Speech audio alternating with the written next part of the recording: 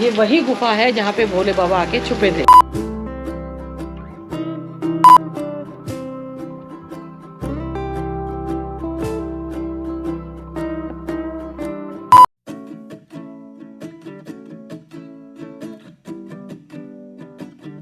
अब हम ऋषिकेश के लिए निकलेंगे, उससे पहले आपको एक और बढ़िया तीर्थ स्थल दिखाएंगे जिसकी जो कथा है वो बड़ी फेमस है और आप जानते हैं, बहुत से लोग जानते हैं, जो महादेव को जानते हैं तो इस कथा को भी जानते हैं। कोटेश्वर महादेव रास्ते में पड़ेगा। पहले हम अगस्त्यमुनि जाते तो बहुत पीछे जाना पड़ेगा, फिर कभी लग जाएगा चक्कर, लेकिन कोटेश्वर महादेव होते हुए जाएंगे। तो यहीं पे राम राम कर लेती हूँ मंदाकिनी नदी के किनारे। राम राम दोस्तों, good morning, welcome back to the channel. Hope आप सब अच्छे होंगे, स्वस्थ होंगे, मस्त होंगे और हमारे साथ तीर्थ यात्रा कर रहे होंगे। हाँ, क्या बात है, हाँ? क्या बात है। हम हैं अगस्त्यमुनि और तिलवाड़ा के बीच में, रामपुर में। यहाँ से है 9 किलोमीटर रुद्रप्रयाग, फिर वहाँ से 2-3 किलोमीटर में अंदर जाना पड़ेगा कोटेश्वर महादेव के लिए। और ऋषिकेश से रुद्रप्रयाग है NH7 से है 94 किलोमीटर और NH34 से है 109 किलोमीटर। हाँ, और 3 घंटे में पहुंच जाते हैं NH7 से NH34 से। उसमें टाइम लगता है 3.25 घंटे लगते हैं हम 3 घंटे में पहुंच जाते हैं क्योंकि रोड बहुत अच्छी होगी। अभी फिलहाल अर्ली मॉर्निंग चलो तो जब 4 धाम खुलेगा तब उसके बाद कोई गारंटी नहीं है कितनी देर में पहुंचोगे। ये लड़के लड़कियां हैं, ये आर्मी की प्रैक्टिस करने जाते हैं, फिर ये वापस आ रहे हैं वहाँ से। ये प्रैक्टिस करके और फिर अब आके अपने कॉलेज जा रहे हैं कहीं।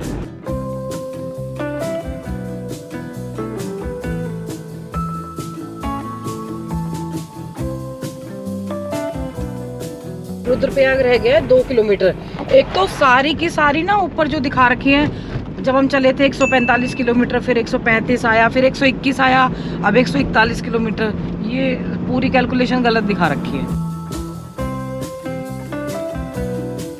ये टनल देख के मुझे याद आ गया कि इस वाली मार्केट में रुद्रप्रयाग मेन उसमें हम आए हुए हैं। शिवांगी जब 2015 में हम गए थे केदारनाथ जी, तो वो मम्मी और दिया को तो हमने भेज दिया था हेलीकॉप्टर से, मम्मी लेकी थी उतरते वक्त, और मैं, शिवांगी और ये हम तीनों पैदल आ रहे थे। तो बर्फ़ का कोहरा जम जाता है ना, तो ऐसे ऐसे सुई करके वो उठी हुई थी बर्फ़ पूरी। तो उसमें क्या हुआ था, उसके 2-3 बार कमर में गड़ी और फिर वो तो उठे ही नहीं गया उससे। मैं आर्मी वाले स्ट्रेचर पे लेके गए और हेलीकॉप्टर में मैं बैठी, शर्मा जी उसने बिठा दिया शिवांगी ने हमें, और फिर यहाँ कोई हॉस्पिटल था सरकारी, वो यहाँ पे लाके छोड़ा था हमें। फिर यहाँ से आर्मी की गाड़ी में ये गए सोनप्रयाग, वहाँ से अपनी गाड़ी लेके आए, फिर हमें लेके गए। अभी आ गया कोटेश्वर महादेव मंदिर, गुफा मंदिर। यह मंदिर भगवान शिव को समर्पित है।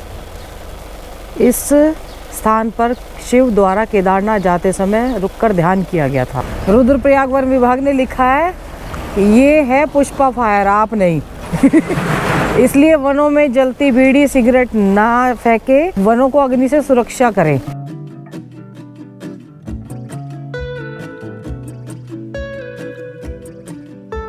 प्रणाम, प्रणाम करो भाई, प्रणाम कर दो। क्या नाम है? कृष्णा। अरे वाह। या तो भगवान जी ऊपर मिलेंगे या इतने डाउन में जाएंगे। हम भी पीछा नहीं छोड़ रहे हैं, जहाँ जहाँ भगवान जी जा रहे हैं वहीं वहीं आते जा रहे हैं।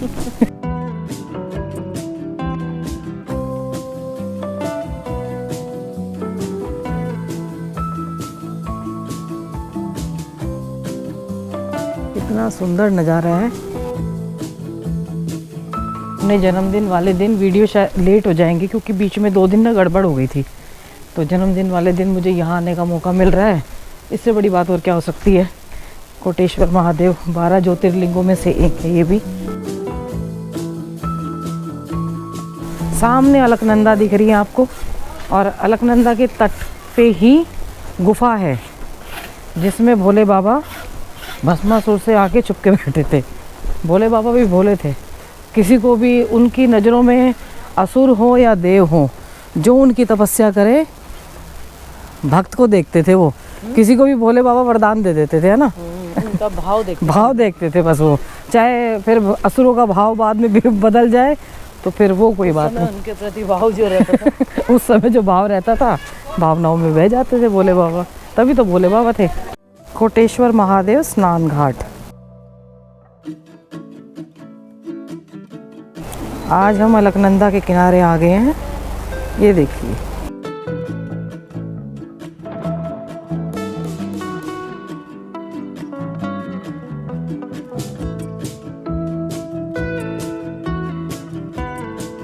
गंगा जी में तो दिखाते ही थे, ये अलकनंदा में भी, यहाँ तो पंजी स्नान करना पड़ेगा 2 हाथ 2 पैर।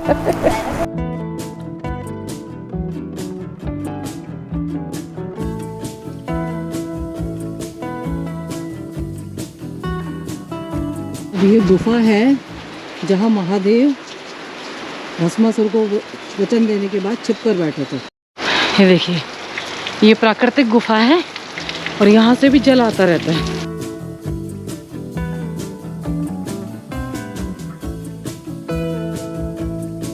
ये पता नहीं, देखो पहाड़ों में से कहाँ से जल आ रहा है।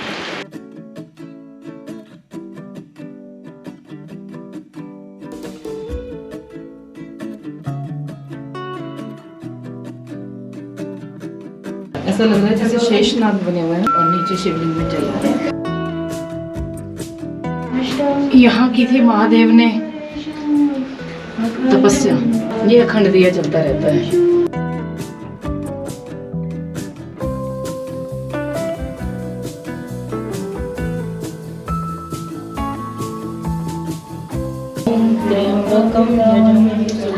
पुष्टिवर्धनम उर्वारुकमिव वन्दनानि मृत्युर्मोक्षयमामृताम्। ॐ त्र्यम्बकं यजामहे सुगन्धिं पुष्टिवर्धनम् उर्वारुकमिव वन्दनानि मृत्युर्मोक्षयमामृताम्। कोटेश्वर महादेव उत्तराखंड में 2 कहानियाँ हैं, एक तो पांडवों के संदर्भ में है और एक है भस्मासुर के। तो भस्मासुर ने जब कड़ी तपस्या की थी, तो हमारे यहाँ पुराने टाइम में भजन गाते थे कि पूरी लाइनें तो याद नहीं है मुझे, 2 ही लाइनें हैं कि भस्मासुर ने करी तपस्या, वचन दियो बड़ भारी रे, जिसके सर पे हाथ फेर दूं, 2 भस्म हुए सर नर नारी रे। तो भोले बाबा उन्होंने इतनी भस्मासुर ने इतनी कड़ी तपस्या की थी, भोले बाबा तो आपको पता है प्रसन्न हो जाते हैं। तो प्रसन्न होने के बाद जब भस्मासुर को वर दे दिया, उसने वर ही ऐसा मांगा। भोले बाबा ने कहा कि कुछ और मांग लो, कह रहे नहीं मैं तो यही मांगूंगा। भोले बाबा ने दे दिया। फिर अब भस्मासुर को तो घमंड आ गया कि सोचा कि भोले बाबा ने वर दिया तो उन्हीं को भस्म कर दूं मैं। तो भोले बाबा आगे भस्मासुर पीछे पीछे। आगे 2 पहाड़ हैं कहीं जाके आगे, जहाँ से महादेव ने छलांग लगाई थी और छलांग लगाने के बाद इस गुफा में आके बैठे थे। फिर उन्होंने विष्णु जी को का आह्वान किया था। तो ये वही गुफा है जहाँ पे भोले बाबा आके छुपे थे। और पूरी कहानी मैं बता देती हूँ आपको कि विष्णु जी का आह्वान करने के बाद विष्णु जी ने मोहिनी का रूप धारण किया था, जो कि मोहिनी का रूप में एक सुंदर स्त्री के रूप में आए विष्णु जी। और भस्मासुर का उस पर दिल आ गया, उन्होंने कहा मैं शादी करूँगा। तो विष्णु जी ने बोला कि जैसे जैसे मैं नृत्य करती चलूँ ऐसे ऐसे करते चलो। तो भस्मासुर तैयार हो गया। जैसे जैसे नृत्य करने लगे तो ऐसे ऐसे धीरे धीरे करके हाथ रख दिया, तो विष्णु जी ने रखा। तो आपको पता है विष्णु जी तो छलिया के नाम से हैं कान्हा जी। तो जैसे जैसे विष्णु जी ने रखा ऐसे ऐसे भस्मासुर ने भी रख दिया, वहीं भस्म हो गया वो। देखो भगवानों को भी असुर कैसे होते हैं कि भगवान को भी छुपा देते हैं। आगे ना कुंड बना हुआ है बिल्कुल।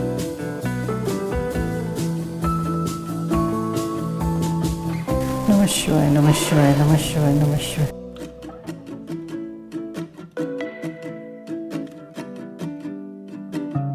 पंडित जी बताएंगे कहानी क्या मतलब क्या है? ये कोटेश्वर महादेव का जो है पूर्व काल में, माने कलयुग से पहले की बात है, त्रेता युग में जब मृतलोक में जो है 1 करोड़ ब्रह्म राक्षस हुए, तो उन ब्रह्म राक्षसों ने अपने उद्धार के लिए ऋषियों से पूछा कि हमारा कल्याण कैसे होगा। तो भगवान ऋषियों ने कहा कि आप उत्तराखंड में जाइए और वहाँ ब्रह्माश्रम में जाकर के तप कीजिए। इस आश्रम का नाम था उस समय ब्रह्माश्रम। अच्छा। और यहाँ पे आकर के उन्होंने जब भगवान शंकर की उपासना की तो भगवान शंकर ने उनको प्रसन्न होकर के 2 वरदान दिए। एक में जो है कि मैं आज आपको जीवन मुक्त कर दूंगा, तो दूसरा वरदान उन्होंने ये दिया कि मैं आने वाले कलिकाल में आपके नाम से यहाँ पे विख्यात रहूंगा। मैं आज से इस गुफा में प्रवेश कर रहा हूँ, कोटेश्वर महादेव के रूप में यहाँ पे विराजमान रहूँगा। और दूसरा वर्णन भस्मासुर का भी है। तीसरा जो है महाभारत काल में जो है जब गोत्र हत्या इत्यादि से पांडव लोग विक्षिप्त रहे तो भगवान उन्होंने जो है भगवान शंकर के साथ में भगवान शंकर के पीछे दौड़ते रहे तो भगवान शंकर आकर के इस गुफा में प्रवेश हो गए थे। अच्छा। और हिरण रूप का धारण करके हिरण का रूप धारण करके वहाँ से 12 फुट 13 फीट की घाटी है यहाँ पे, वहाँ से छलांग लगा के इधर आए हिरण के रूप में और यहाँ से गुफा में प्रवेश होकर के यहाँ से फिर अंतर धारण करके। अच्छा, हिरण के रूप में आए थे यहाँ? हाँ, हिरण के रूप में छलांग लगा के इसमें घुसे। इसे में घुसे थे? अच्छा। हाँ, इसमें से फिर ऊपर निकल गए। ये सुरंग जो है आज भी जो है ऊपर है। अच्छा जी। आज जो है मानव अतिक्रमण कर रहा है, इसलिए वो सुरंग ऊपर से अब मिट्टी उट्टी उसमें पड़ने लग गई। वैसे पहले वहाँ जाते नहीं थे कोई अन्य लोग, हम साल में एक दिन जा करके वहाँ पे पूजन करते थे। लेकिन अब तो सब लोग जाते हैं वहाँ। पहले जैसे हम गुफा में खूब धूप जलाते थे, ऊपर धुआं निकलता था पूरा। अच्छा जी। अच्छा, मैंने ये भी सुना है जो 4 धाम यात्रा करके जाते हैं वो यहाँ पे दर्शन जरूर करने आते हैं? जरूर करते हैं। और आने वाले अभी तो प्रथम केदार है, फिर द्वितीय केदार होगा, फिर तृतीय केदार होगा। पृथ्वी जो है जब मनुष्य की बताई है कि 20 साल की उम्र रहेगी, 20 साल में वो दादी बन जाएगी महिला, पुरुष भी। तो जब ऐसा समय आएगा तो केदारनाथ जैसे कठिन स्थान पे जाना बड़ा कठिन हो जाएगा। तो शायद जो है उसके बाद कालांतर में कोटेश्वर महादेव भी केदारनाथ हो जाएंगे और उमरनारायण यहीं पे बगल में लक्ष्मी नारायण मंदिर है। अच्छा। ये बद्रीनाथ हो जाएगा, लोग यहीं तक आ पाएंगे। अच्छा। ये शायद मतलब ये कालू मिल गया। अरे कालू नहीं भालू है। ऐसे मन करता है इनको ले जाओ उठा के।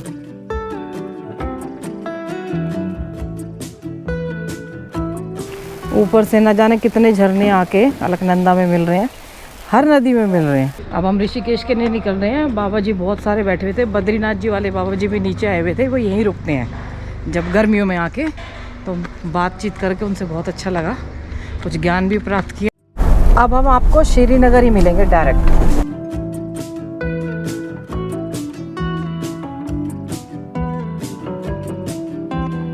रिवर साइड रिजॉर्ट है ये। मेरे को आशीर्वाद दे रही है, खुश रहो हमेशा, खुश रहो बर्थडे वाले दिन। मैंने कहा तू दादियों की तरह आशीर्वाद दे रही है। और बता दे कहाँ से बोल रही है, तू सबको बता दे। न्यूजीलैंड से। 12 बज गए हैं और हम भूखे मर रहे हैं। हमने मंगाया कढ़ाई पनीर और प्रीति का आज कड़ी पकौड़ी खाने का मन हो रहा था ना। कड़ी बहुत स्वाद है, एक तो खा बहुत दिनों में रहे हैं ना, वैसे भी स्वाद है। यहाँ का खाना आप ट्राई कर सकते हैं, खाना अच्छा है यहाँ का।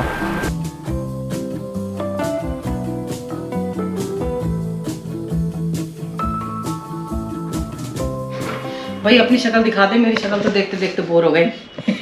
ये हमारे रमेश भाई साहब ने 27 तारीख को भेज दिया था। थैंक यू भाई साहब। भैया नाम तो लिख दिया करें, ये फ्रेंगल नाम से है। ये हमारे दिव्य डोगरा भैया है, उन्होंने भेजा है ये। ओहो कितने सुंदर कप, वो मैं इस कपों में चाय पीती हूँ ना। Thank you so much. ये भी शायद दिव्य भैया ने भेजा है। थैंक यू सो मच भैया, मिल गए आपके दोनों गिफ्ट। उनकी सिस्टर का नाम लेना भूल गई थी, दिव्य डोगरा भैया और निधि डोगरा जी, दोनों ने भेजे हैं। ये दोनों बहन भाई देखते हैं। शर्मा जी ने सबसे पहले इंस्टाग्राम पे उनकी फोटो डाली हुई थी। जन्मदिन पे उस पर सबसे ज़रूरी काम तो ये है जो हम करने जा रहे हैं। ये आ गया पीपल का पेड़। कहाँ लगेगा भैया?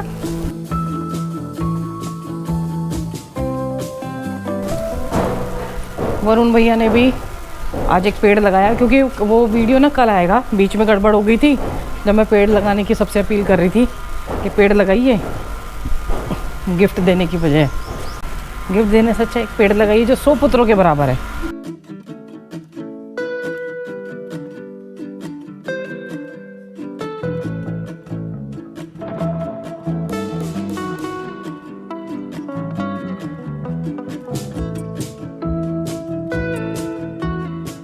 ये बोलने के लिए नहीं होता, लगाइए पेड़ जरूर।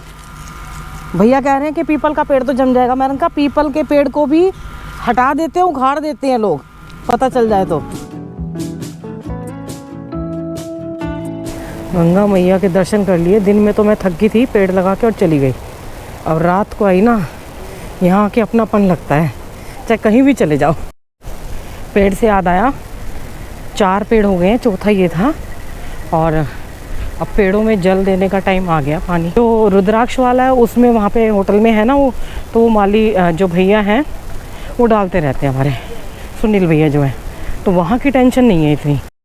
भैया ये रचना जी और भाई साहब मिल गए। भाई साहब ऐसे कह रहे हैं मेरी दाढ़ी आ रही है। अरे भाई साहब क्या दिखावा करना लेडीज ही करती है दिखावा। बिल्कुल, ये तो है। अरे बेटा आपको है नंदिनी ये यहीं रहते हैं ऋषिकेश में, गंगा रिसोर्ट के पास ना। मुझे लग रहा है फिर शादियां शुरू हो गई। भाई कितनी शादियां होती हैं, अप्रैल में भी कोई शादी करता है। बेटा मैं भी कर लेती थी, जैसे बड़ी थी ना तब भी कर लेती थी, जब 2 बच्चों की मम्मी थी ना तब भी कर लेती थी। कर और क्या, अभी हाँ अभी तो मोटी हो गई ना, अभी प्रैक्टिस छूट गई। ऐसे ना ऐसे, ये धीरे समझ गया मैं। फिर धीरे धीरे करके ले जाओ, मैं ज्यादा नहीं मुड़ूंगी एक साथ ही, कमर में लचका आ जाएगा। बहुत झटका आया, ये आराम आराम से करना था। हाँ देख बदतमीजी कर रहे हैं। बच्चों को देख के याद आ गया, योगा डे भी आ रहा है, मतलब इंटरनेशनल योग डे, तो अपनी प्रैक्टिस करनी पड़ेगी स्टार्ट।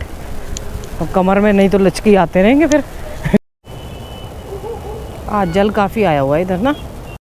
पता नहीं 9 बजे वो क्या आरती चल रही है सामने उधर राम झूले के पास, एकदम यहाँ से दिए दिखाई दे रहे हैं। या तो कोई कथा चल रही है, या मतलब कथा के बाद आरती, पर या फिल्म की शूटिंग चल रही है।